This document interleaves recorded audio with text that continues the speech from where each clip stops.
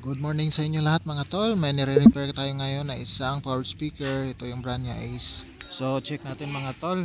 I-plug muna natin para makita natin o marinig natin kung anong problema na ito. Plug ko na. Yan.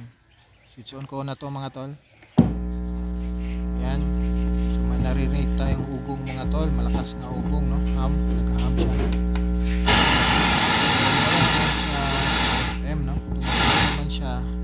Pero hindi normal yung sound niya. Malakas yung ugong mga tol. Yan. So, meron naman, okay naman yung amplifier natin. Tsaka huling sabi ng customer mga tol, bago siya umalis, i-check ko daw yung microphone niya. Pero sa palagay ko, ang ibig niya sabihin dun sa lagayan, ayan, hindi siya nag-detect, ayan, walang tunog yung microphone mga tol. Yeah, wala man tol. So check rin natin yan mamaya, no? So ngayon meron naman tayong audio mga tol. Yan, nag-FM pa nga, di ba? So dito muna tayo sa preamp niya mag-check. So tanggalan muna natin ang tornilyo. So explain ko lang mga tol. So dito tayo sa preamp niya mag-check muna. Kasi meron naman tayong naririnig na audio mga tol. Tsaka yung tuner niya okay naman. So dito muna tayo magpo-focus. Ayan, tanggalin lang natin itong mga tornilyo nito. So ito kasi kapag ganitong may hum, kadalasan yan either naputol yung linya ng ground or yung wire nya, open ng mga resistors or kinakalawang ng mga pyesa. Ayan, yung mga paa nila baka naputol dahil sa sobrang kalawang mga tol. Ayan. So post ko na lang mga tol para hindi na humaba yung video natin. Ayan, so ito na yung loob niya mga tol. Kita nyo mga tol, maliit lang naman to kasi ito yung preamp niya. So may nakikita tayo dito mga tol na parang dumi na yung lalagyan niya sa loob. Tsaka yung yung board niya, tingnan nyo, grabe puro kalawang mga tol, di ba? Ayan, kita dito, oh. Ayan, may natanggal na nga na pyesa dito, isang resistor. Ayan, tignan nyo. Ayan, 10K na resistor, tanggal na mga tol. Tignan nyo, may nakausli pa na isa. Ayan, halos lahat ng mga resistor dito mga tol, oh. Grabe yung kalawang, di ba? Grabe. Saka itong mga IC dito mga tol. Ayan. Okay naman yung mga wires niya. Ito lang talagang mga pyesa niya, lalo na yung mga resistors niya. Kita nyo yung mga paa niya, kinalawang na, ang kapal na ng kalawang mga tol. So ang susunod natin gagawin ngayon mga tol, lilinisan muna natin to. So paalala lang mga tol, no, sa mga newbie. So kapag first time pa nating magbukas ng mga ganito mga tol, tsaka gusto nating i-repair, may mga wires dito makikita natin. Yan, may mga sakit na wires dyan. So mas makakabuti na baklasin natin tong mga volumes nya, tsaka yung mga knobs or ano tawag dyan, tsaka yung mga wire, no, tanggalin natin para malinis talaga. So kung naguguluhan tayo mga tol, di tayo sigurado sa mga tinatanggal natin na wires dyan, mas makakabuti na picture na lang natin para di tayo magka-problema pagbalik. So dito na tayo sa pagtatanggal ng mga lock ng potentiometer niya mga tol, dito sa harap niya, sa volume niya. So mahirapan tayo sa pagtanggal nito kapag kamay lang gagamitin natin. So gagamit tayo ng maliit na flat screw mga tol. Sige. Yan. So i-lever lang natin dito sa bandang ibaba niya. Yan. Paunti-unti hanggang sa matanggal to. Yan. So tanggal na agad mga tol. Mana ko kaon? Kukunin lang natin yung plies tsaka itong nut nya.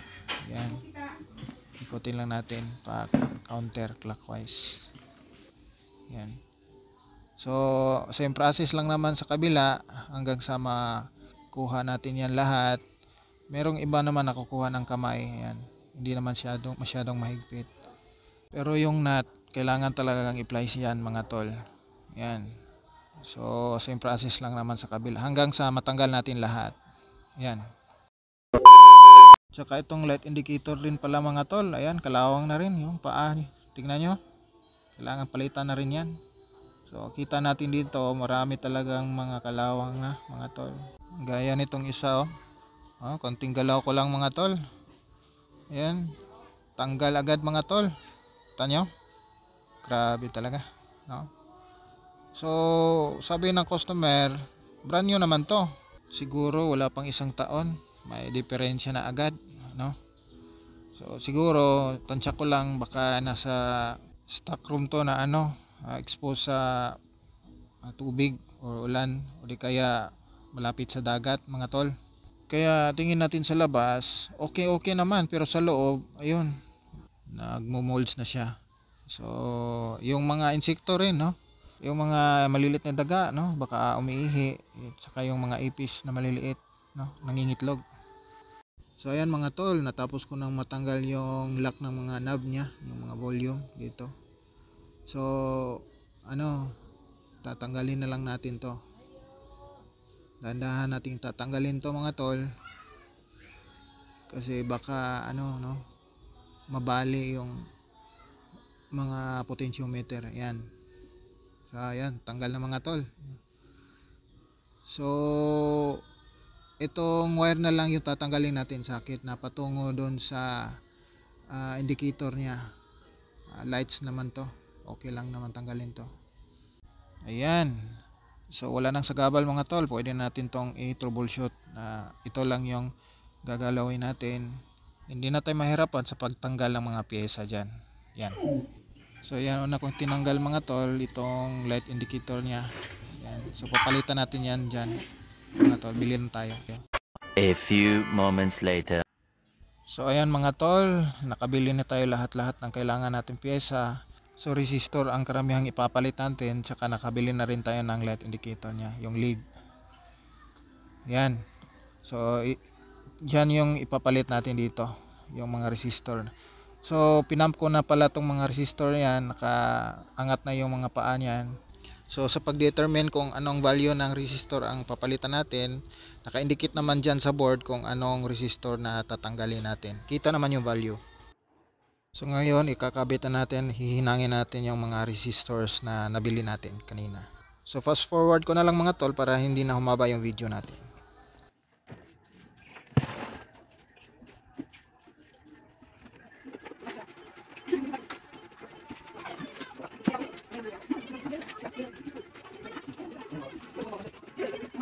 So yan, nakabit ko na lahat ng mga resistors niya mga tol, yung binili natin kanina.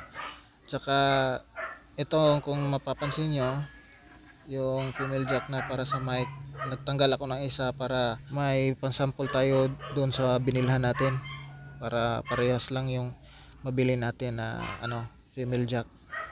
Yan mga tol. So pwede naman natin tong i-test, no, kahit wala yung female jack nya na yung para sa mic, meron pa namang isa, no? Ito na lang natin yun, ikakabit yung microphone nya. Itong test lang naman yun. So on ko na yan. So nawala na yung ham niya mga tol, yung hugong niya, di ba? Yan, linaw na, di ba? So diyan natin masisiguro na okay talaga yung amplifier niya. At dito lang sa preamp niya yung may problema talaga. So itetest na natin tong microphone niya kung may tunog na ba. Ayan, wala mga tol. So wala pa rin mga tol, no? So ang problema na ito, yung jack talaga mga tol. Hello. Parang mic port yun. Ayan, hit natin yan. Hello. Ayan, tanggalin na natin. So ngayon, tatanggalin na muna natin tong mga mic port jack niya mga tol. Ito, papalitan lang natin to, bibili lang tayo ng bago. Palitan natin to ng dalawa mga tol. Sige. So yun, tinanggal ko na yung mic port niya mga tol. So may apat lang to na pin. Ayan, mga paa. So ang ipapalit natin ay may 7 mga paa mga tol. Ayan. So okay lang naman. Pwede naman natin putulin yung ibang paa na din natin kailangan. Ayan. So dalawa yung pinalit ko, itong isa parehas lang. Ayan. Ito yung mga paa niya. Kita nyo? So tatanggalin lang natin yan para pumasok dito. Ayan mga tol. So dito natin ito ikakabit. Sige, kabit na muna natin to mga tol. So ayan, nahinan ko na mga tol. Nakabit ko na yung dalawang port niya. Ayan. Kita nyo naman bago yan mga tol, no? Ayan. So, so ngayon, i-on muna natin kasi titestingan natin syempre kung okay na ba to. Okay, kabit na natin tong mic. Okay. Ayan. Bihitin natin tong mga volumes niya. Sa audio tsaka sa volume. Ayan.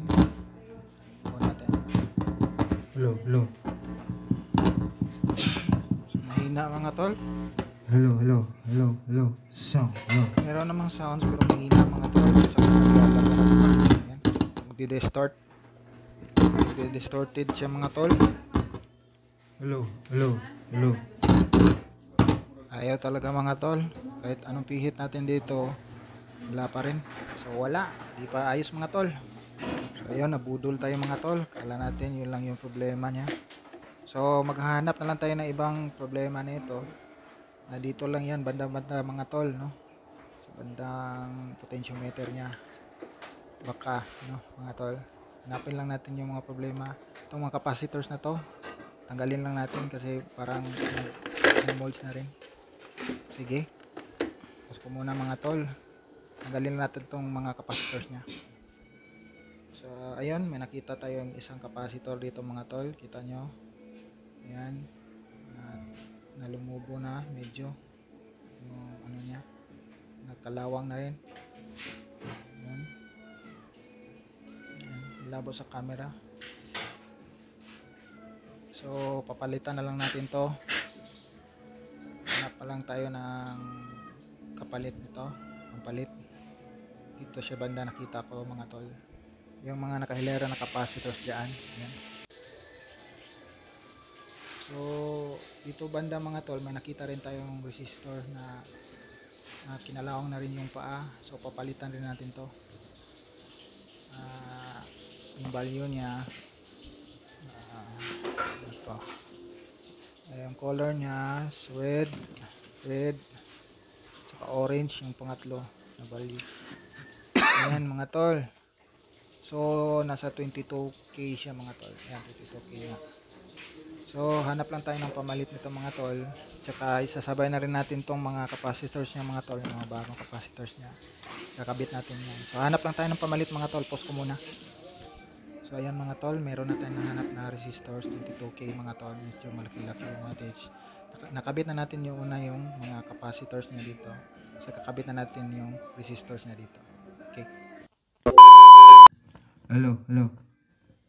So ayan mga tol, ayaw pa rin gumana mga tol, no? So napalitan na natin tong mga capacitors dito, tsaka yung resistors na kita natin nakalawang. Alamang may problema to sa voltahe mga tol, no? Hanapin lang natin kung meron bang eksaktong voltahe itong preamp niya. Ayan, dito diyan banda mga tol sa may 4558 niya. Ayan, mag-voltage check lang tayo kung may supply na nagagaling na pumupunta dyan. A few moments later. So ayun mga tol, nahanap ko na rin sa wakas yung totoong problema niya. Itong Zener diode na to. Ayan, tinanggal ko na mga tol. Nag-short siya. Wala siyang voltahe. Dapat may 6 volt or 5 volts dapat siya na kumikonek sa resistor na yan. So ito tinanggal ko na. Shorted to mga tol. So i-test muna natin to para malaman nyo na shorted talaga to. Sige, so yan. Sa times 1 tayo dyan mga tol. Yan. So reverse natin. Yan. So nag-short talaga siya. Ayan, sagad. So papalitan lang natin 'tong mga tol, hanap tayo ng pamalit. Kahit na sobra sa voltahe niya, okay lang naman. So yan yung ipapalit natin dito. Sige. Ayun, may nabili natin pamalit mga tol, bago yan mga tol. So 5.1 yung voltahe niya, Zener diode mga tol, no? So kakabit na natin to dito. Yan mga tol. Series sa resistor na yan. Okay? So, ito lang pala yung sira. A few moments later. So, nakabit ko na yung senior diode yung mga tol. Yan. Focus ko lang sa cam. Yan. So, ito yung bago talaga mga tol. Oh. So, lesson learn mga tol, no? So, huwag tayo pakampante mga tol. Kahit nakalawang yan, mag-voltage check talaga tayo para di tayo matagalan sa pag-repair. Kaya ganina, no? Akala kasi natin na kalawang lang yung problema. So, dapat mag-voltage check tayo. So, power on na natin. Mga tol, nakapansak na yan. Yan. Switch on natin tong mic. Hello, hello, hello, hello, hello. Hello, sound. Okay. Sound. Yun mga tol, no? I-hit natin to. Yan, yung volume mic niya. Hello, hello, hello, hello, hello, hello, hello. Hello, sound. Ayun. So, okay na to mga tol. So, natagal lang talaga tayo kasi di tayo nag-voltage check. So, lesson learned talaga mga tol. So, nandun lang yung sira. So, try natin yung kabila mga tol. Tanggalin na natin. Yan, lagay natin sa kabila. Yun. Ayan. Hello, hello, sound. Hello, hello, hello, hello, hello, hello, hello. Okay na to mga tol. Ganda ng tunog. So, lilinisan lang natin yung loob. So, habang linilinisan natin to mga tol, huwag niyong kalimutan na mag-subscribe sa channel natin at pakihit na rin ng notification bell para ma-update kayo sa mga bagong ilalabas ko pa nga ng mga video. Hello, sound. Hello, hello, hello.